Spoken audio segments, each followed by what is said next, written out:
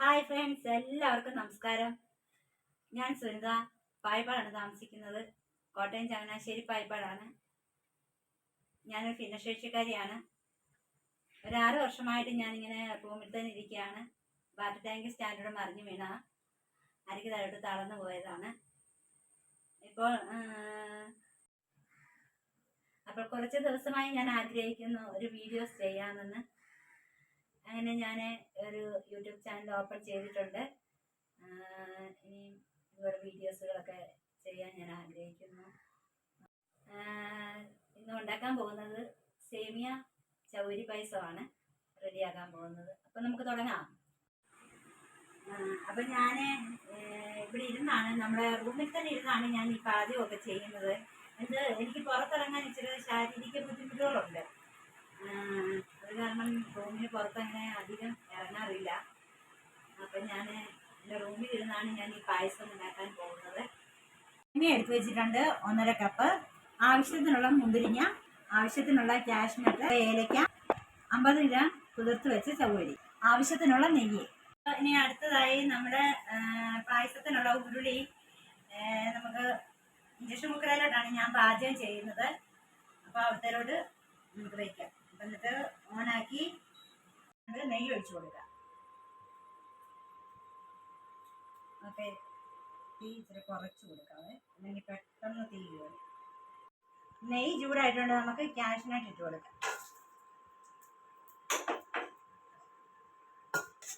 അപ്പം നമ്മുടെ കാഷ്നട്ട് മൂത്തിട്ടുണ്ട്, നമുക്ക് മുന്തിരിങ്ങ ഇട്ട് കൊടുക്കാം.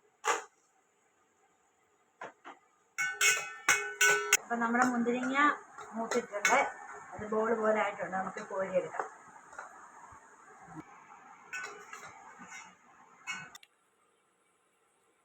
അടുത്ത് നമുക്ക് നമ്മുടെ സേമിയ ഒന്ന് വറുത്തെടുക്കാം. ആ നെയ്ക്കകത്തോട്ട് തന്നെ നമ്മൾ വറുത്തെടുക്കാം.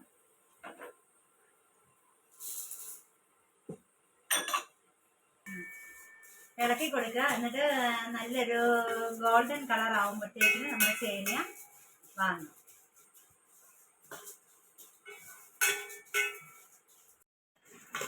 അപ്പം നമ്മുടെ സേമിയ മൂത്തിട്ടുണ്ട്. നമുക്കിത് കോരി വെച്ചതിന് ശേഷം പാല് തിളപ്പിക്കാവേ. അപ്പം നമുക്കിത് കോരി വെക്കാവേ. 1 ലിറ്റർ പാല് ഒഴിച്ച് തിളപ്പിക്കാം. ആ പാത്രത്തിൽ തന്നെ പാല് തിളപ്പിച്ച് എടുക്കാം. 1 ലിറ്റർ വെള്ളം കൂടെ ചേർത്ത് തിളപ്പിക്കാം. ഇച്ചിരി തീ കൂട്ടി വെച്ച് നമ്മൾ തിളച്ചിട്ടുണ്ട്. നമുക്കതിലേക്ക് ചവ്വരി, കുതിർത്ത ചവ്വരിയാണ്, അത് നമുക്ക് ഇതിലേക്ക് ഇട്ട് കൊടുത്ത് വേവിക്കാം.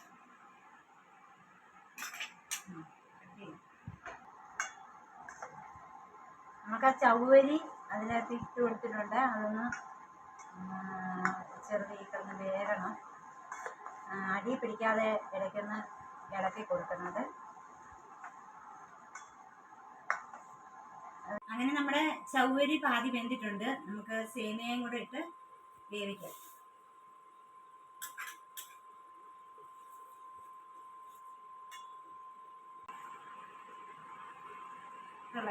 തിളക്കട്ടെ. നന്നായി തിളച്ച് കഴിയുമ്പോൾ നമുക്ക് അടുത്ത ഇൻഗ്രീഡിയൻസ് ഇട്ട് കൊടുക്കാം.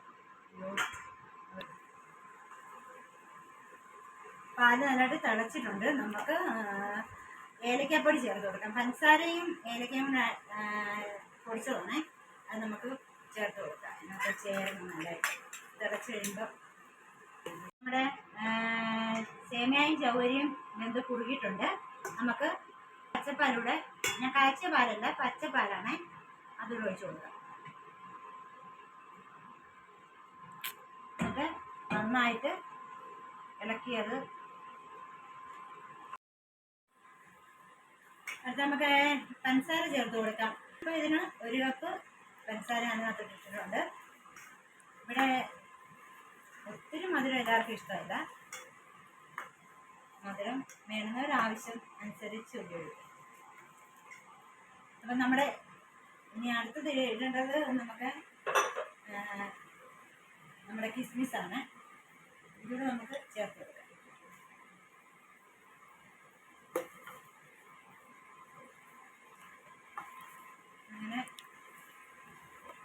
അവസാനമായി നമുക്ക്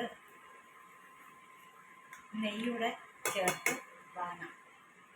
നമുക്ക് ടീസ്പൂൺ നെയ്യ് ചേർക്കാം.